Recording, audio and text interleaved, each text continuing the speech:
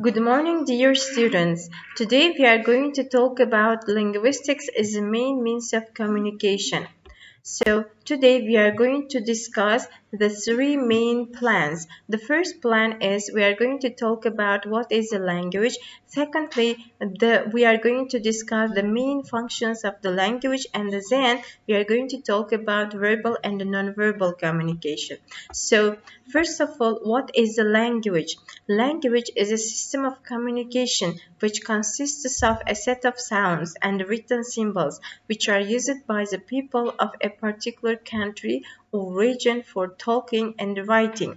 There are many definitions for the language, and several scientists, linguists give their own definition for the language. For example, Henry Sweet, an English phonetician and a language scholar, said that language is an expression of ideas by means of speech sounds combined into words, and these words are combined into sentences, and this combination is used to transfer ideas into thoughts. So we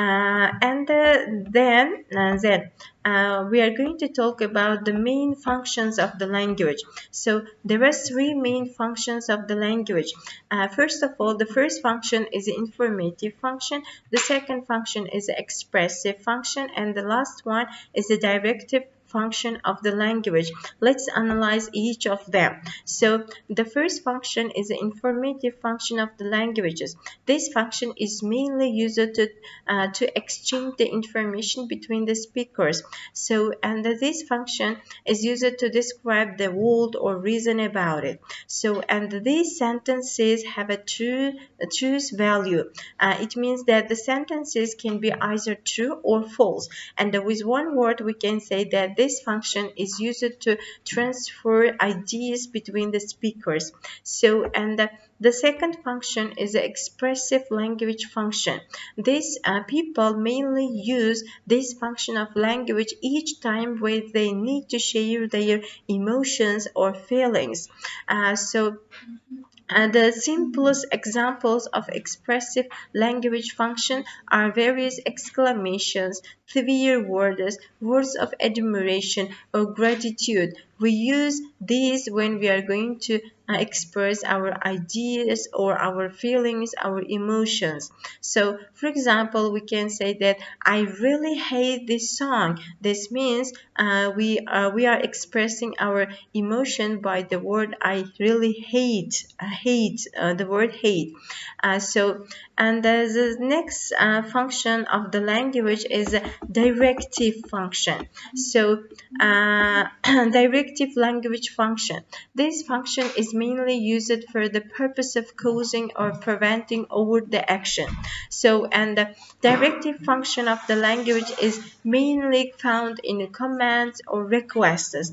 In this function, the language is not normally considered true or false. And for example, the examples can be, for example, close the door or do not smoke in this area, go out or don't go there, and others. There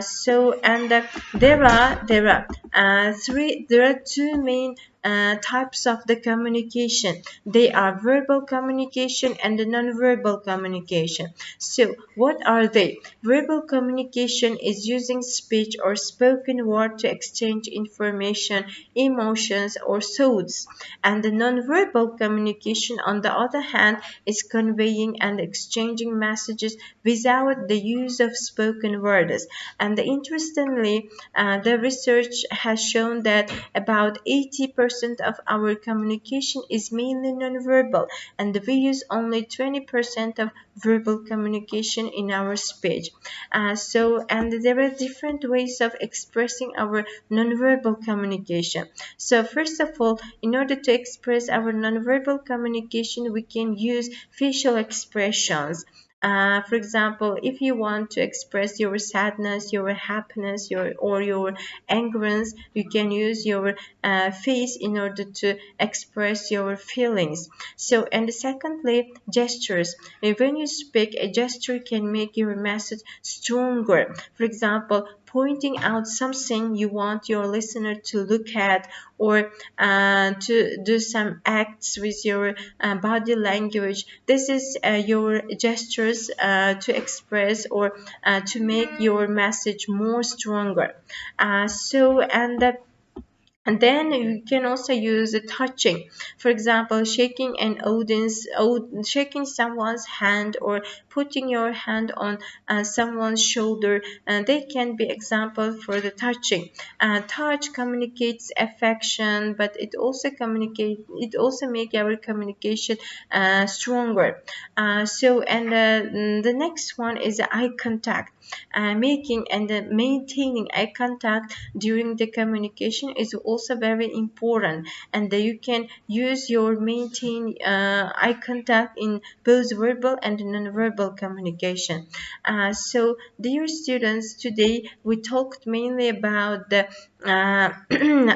what is the language, and the main functions of the language, and then the types of the communication. So thank you for your attention.